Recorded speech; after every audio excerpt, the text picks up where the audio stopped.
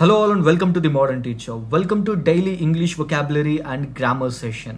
So ఈ వీడియోలో మనం AP District and Subordinate Court notification, AP High Court notification and అన్ని కాంపిటేటివ్ ఎగ్జామ్స్ కి యూజ్ అయ్యే విధంగా ఈ వీడియోలో ఇంగ్లీష్ గ్రామర్ అండ్ కొన్ని ఇంపార్టెంట్ vocabulary పార్ట్ ని డిస్కస్ చేసుకుందాం.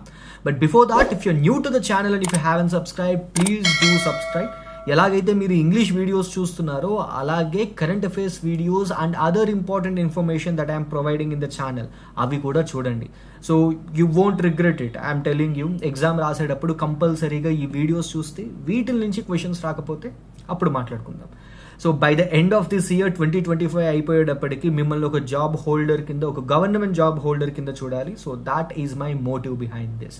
So without any adieu let us start our video. The first word is gubernatorial.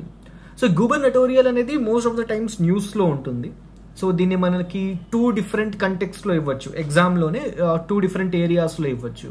One direct గా దాని మీనింగ్ ఏంటని అడగచ్చు, లేదా దీని ఒక వన్ వర్డ్ సబ్స్టిట్యూషన్ కింద ఇవ్వచ్చు. సో gubernatorial అంటే it is something which is related to governor. కొన్నిసార్లు gubernatorial పవర్స్ అని అంటారు, అంటే those are the powers of governor అని అర్థం. gubernatorial అంటే గవర్నర్ అని అర్థం, related to governor. Okay, this is very much important. రీసెంట్గా కేరళలో చాలా ఇష్యూ జరిగింది related to Bharat Mata photo. So and ప్రీవియస్గా అయితే తమిళనాడులో అండ్ అదర్ స్టేట్స్లో కూడా మోస్ట్ ఆఫ్ ద టైమ్స్ గవర్నర్కి, ఆ స్టేట్ గవర్నమెంట్కి పడదు, రైట్? సో ఆ కంటెక్స్లో gubernatorial అనేది మోస్ట్ ఆఫ్ ద టైమ్స్ న్యూస్లో ఉంటుంది. సో gubernatorial అంటే something which is related to governor అని అర్థం. Next the పోయినెంట్. పోయినెంట్ అంటే అమితమైన, ఎమోషనల్, ఇంప్రెసివ్, ఫ్యాసినేటింగ్, జస్టీ, ఇవన్నీ కూడా సినానిమ్స్ అనమాట. It is something like in a way వేరే వాళ్ళని అట్రాక్ట్ చేసుకోవడం అనమాట పోయినెంట్ అనేది. సో ఒక స్టోరీ వల్ల లేకపోతే ఒక యాక్షన్ వల్ల వేరే వాళ్ళని మనం ఆకట్టుకున్నాం అనుకోండి, అప్పుడు దాన్ని పోయినెంట్ అంటారు. So emotional, impressive, fascinating, zesty. So లిటరేచర్లో మనకు ఉంటాయి, లెట్స్ సే పోయినెంట్ స్టోరీ అని అంటారు. So emotional, impressive, fascinating and zesty. Next what are the antonyms for this? Dispassionate అంటే అంత ఆకట్టుకోలేనిది. ఇన్సిపిడ్, టిడియస్, పాండరస్, రైట్? సో ఇవన్నీ కూడా పోయినెంట్ అనే వర్డ్కి antonyms. So third word is subjugation. Subjugation అంటే లొంగదీసుకోవడం. సబ్జుగేషన్ అంటే లొంగదీసుకోవడం. What are the synonyms for this? Domination, take over, vanquishing, subduing. So ఇవన్నీ కూడా సబ్జుగేషన్ అనే వర్డ్కి synonyms. And this is actually a negative word. ఇది రెడ్ కలర్లో ఉండాలి. సో సబ్జుగేషన్ లొంగదీసుకోవడం, డామినేషన్ ఒకళ్ళ మీద మనం డామినేట్ చేస్తున్నాం అనుకోండి, లేదా ఒకళ్ళ దగ్గర నుంచి పవర్ లాగేసుకుంటున్నాం అనుకోండి. సో అప్పుడు మనం ఈ సబ్జుగేషన్ అనే వర్డ్ యూస్ చేస్తాం. ఇన్ జనరల్గా ఏదైనా ఒక దాన్ని మనం కప్పిపుస్తున్నాం అనుకోండి, ఆ టైంలో మనం సబ్డ్యూయింగ్ అనే వర్డ్ యూస్ చేస్తాం. Okay, and what are the antonyms for this? Liberation. Liberation అంటే ఫ్రీడమ్, ఎమాన్సిపేషన్, ఫ్రీయింగ్.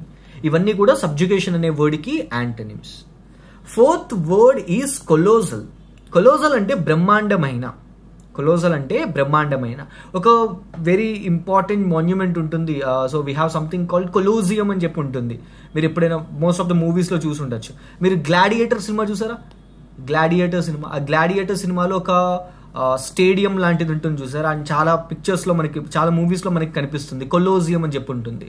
అండ్ ఇప్పుడు ఆల్మోస్ట్ అది we have it in bits and pieces, కొద్దిగానే మిగిలింది. అది most of the part was destroyed.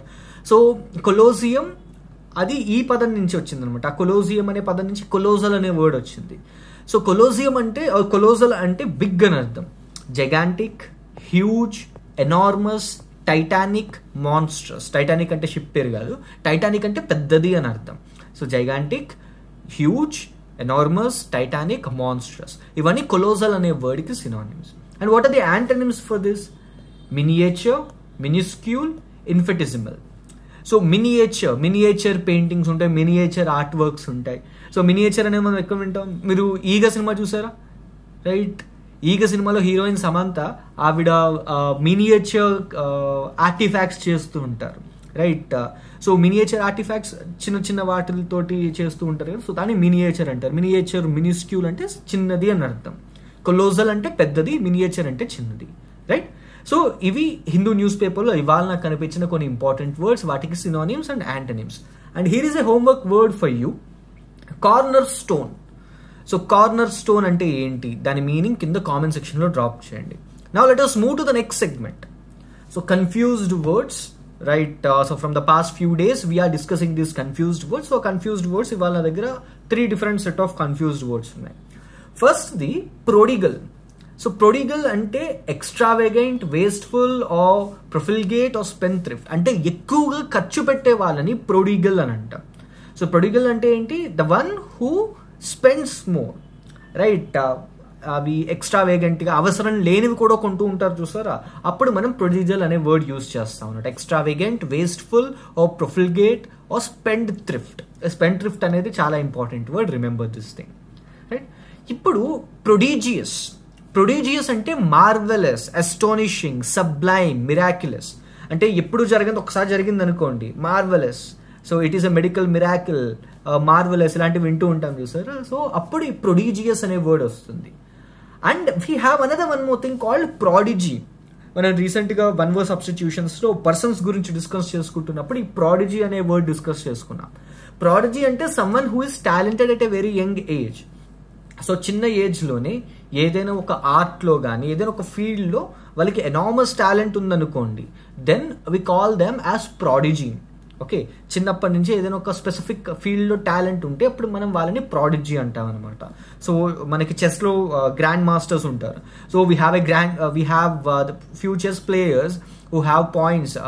So 1600 points just at an age of 3 years దగ్గర నుంచి ఉన్న వాళ్ళు ఉన్నారు. So they are prodigies, right? For example మన కంట్రీలో ఉన్న అందరూ chess grand masters, present young chess grand masters, వాళ్ళందరూ కూడా ప్రాడిజీస్.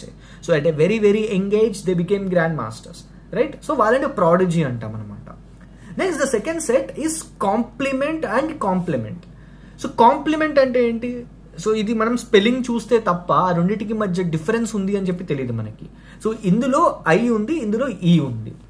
కాంప్లిమెంట్ అంటే tribute, commendation or appreciation. So మనకి కొంతమంది అప్రిసియేషన్ ఏ విధంగా అయినా ఉండొచ్చు. Compliment it is something like మీరు ఏదైనా బాగా పని చేశారనుకోండి, so then people will appreciate you, దాన్ని కాంప్లిమెంట్ అని అంటాం.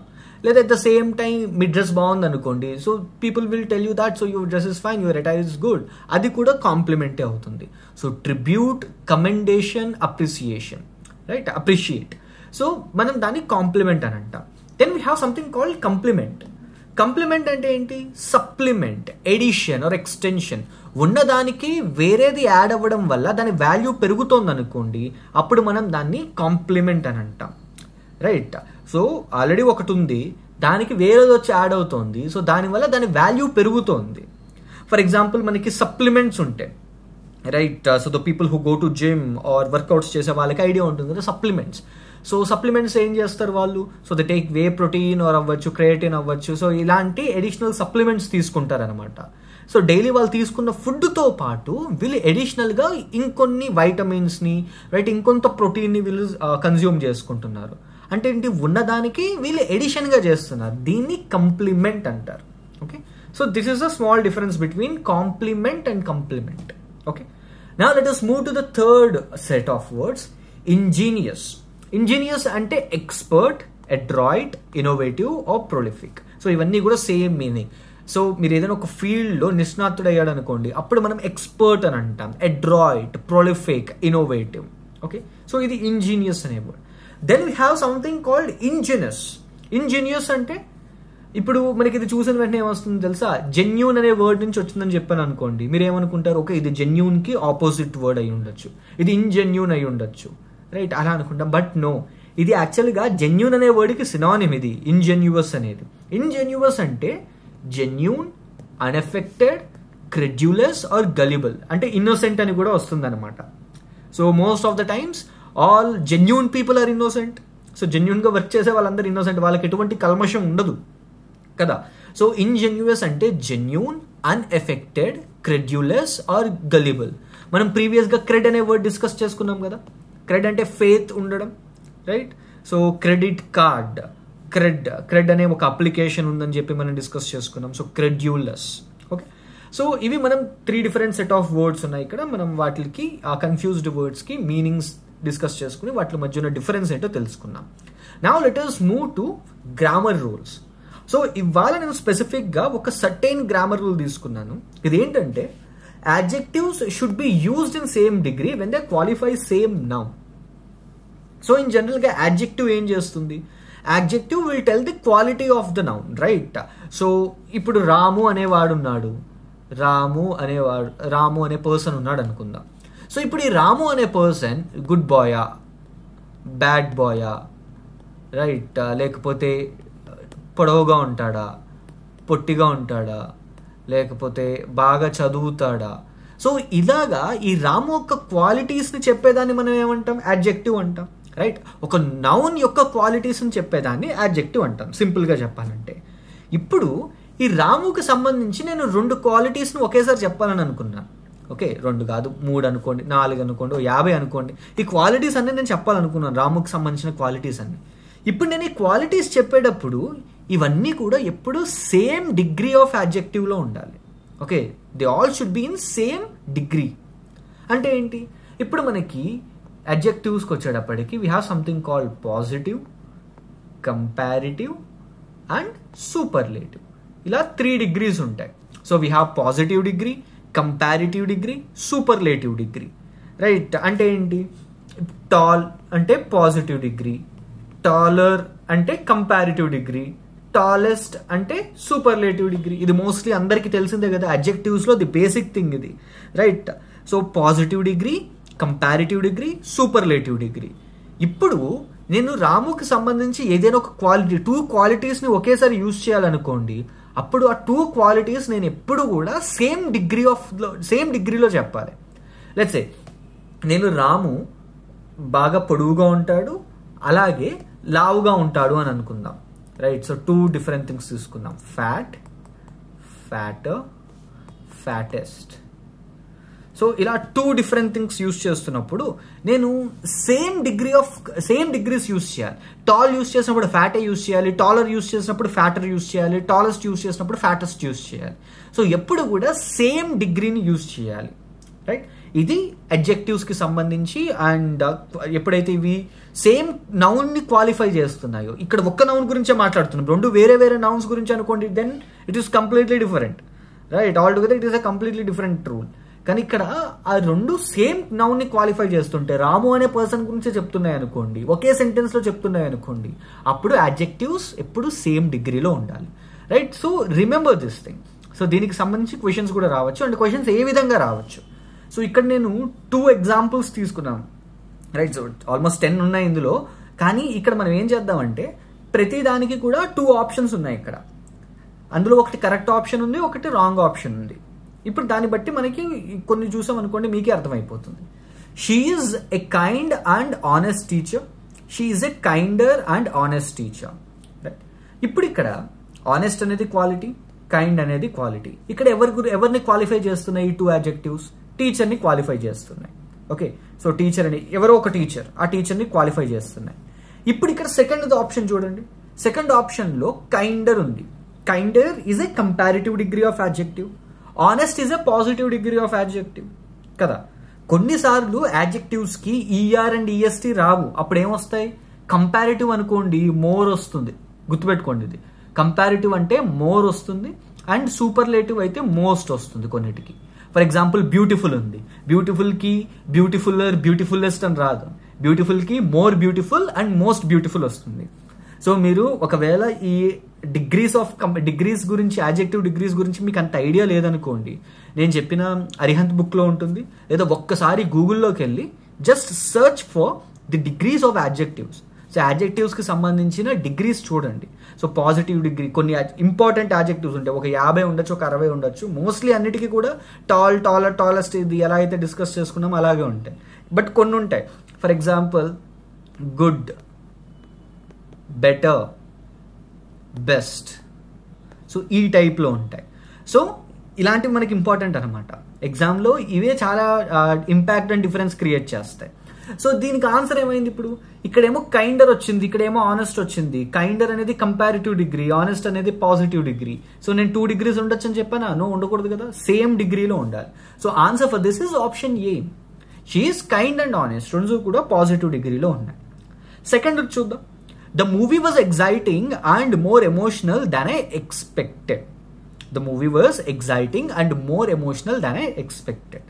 Next, second ఏంటి? The movie was more exciting and more emotional than I expected. ఇప్పుడు మనకి చూసిన వెంటనే ఏమనిపిస్తుంది అంటే ఓకే ఇది ఎగ్జైటింగ్ ఉంది కదా, ఎగ్జైటింగ్ ఉంది కాబట్టి ఇది మోర్ ఎమోషనల్ అవుతుందేమో అనుకుంటా. ఎగ్జైటింగ్ అది okay, exciting in itself is a positive adjective. Okay, ఇప్పుడు ఇది ఏమవుతుంది more exciting and more emotional. So same డిగ్రీలో ఉండాలి. So answer for this is option B, right. Third చూడండి, he has the most loyal and smartest dog in the colony. He has the most loyal and most smart dog in the colony. ఇప్పుడు ఇక్కడ నేను మీకు ఇది కొద్దిగా confuse అవ్వచ్చు దీంట్లో.